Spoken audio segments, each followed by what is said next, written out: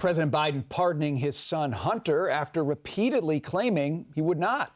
Joining us now is Florida Congressman Cory Mills, member of the Armed Services and Foreign Affairs Committees. Congressman, great to see you. Okay, so we've been talking about this, and it's not like any of us were really surprised necessarily that Hunter would get a pardon.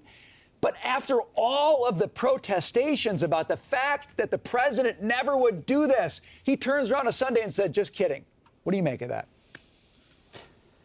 Well, we always knew that he was trying to utilize his position and the corruption of this family and this administration to try and sway and influence the outcomes of many different cases, that being the one in Georgia with Fonnie Willis and Nathan Wade against President Trump, that with Letitia James and Alvin Bragg and Judge Merchan in New York, which was also targeting President Trump's kids like Eric and Don.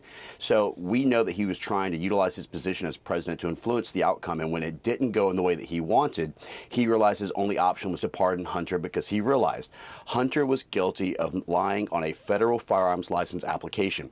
This is punishable for up to 10 years and $250,000, not to mention the tax evasion and other things. And I think that he was concerned about the tax evasion because if they were to dig into the financial forensics of this, it would tie the family even further into some of the corruption. And again, the 10% for the big guy. A really interesting story over the weekend from the Wall Street Journal that China is studying the way that Russia has evaded our sanctions so that they can learn from it if they invade Taiwan. So I think my question is, are sanctions effective? Well, sanctions can be effective if they have teeth and they're enforceable. A lot of the times, the sanctions that America puts in place doesn't actually have the ability to enforce anything. But Russia's economics is very different than China's, especially when we went to China as a preferred vendor. And so I don't think that they could necessarily take the same model. And I also think that they're kind of a little bit doing a little saber rattling right now because they understand that President Trump's going to do very similar things to the China Phase 1 deal when he was in office that helped our agricultural sector. So they're utilizing this idea that they're going to somehow mimic Russia, knowing that a large majority of their economics actually comes out of the United States and wouldn't cover their 1.4 billion people who are sitting there with regards to their GDP.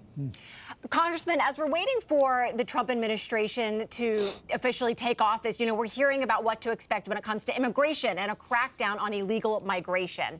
We're also hearing from a lot of blue cities and blue states about what they say is going to be not a cooperating stance with the federal government when it comes to deportation. Listen to this. This is the latest from California Senator Alex Padilla. Listen here.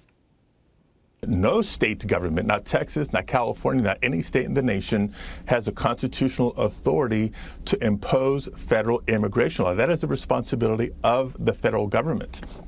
Some states like Texas want to push the envelope and try to find a way to assist, but there's no obligation to do so.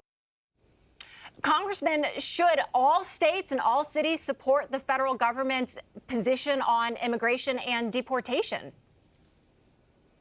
Well, without even discussing this, we know that the blue states, these sanctuary cities, are trying to continue what they're doing to get additional federal funding. I think it's two things. Yes, they absolutely should be supporting ICE and the deportation of those who are here illegally.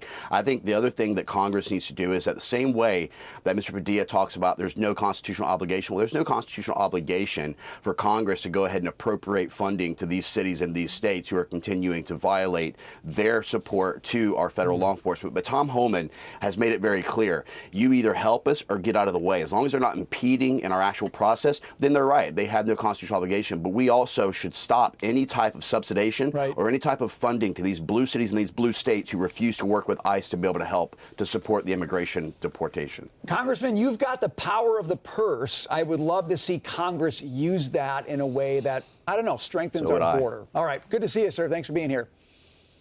Good to see you. Thank you.